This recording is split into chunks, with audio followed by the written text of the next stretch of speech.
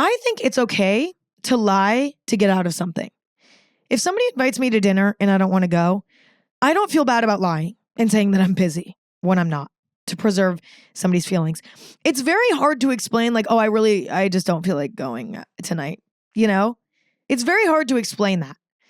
There are people in my life who I feel comfortable with saying, like, I don't want to go. I'm sorry. No, but there are certain people that I'm not as close with who would potentially get offended if I was like, I'm not in the mood tonight. Sorry. We don't have a close enough relationship for them to not take that personally, right?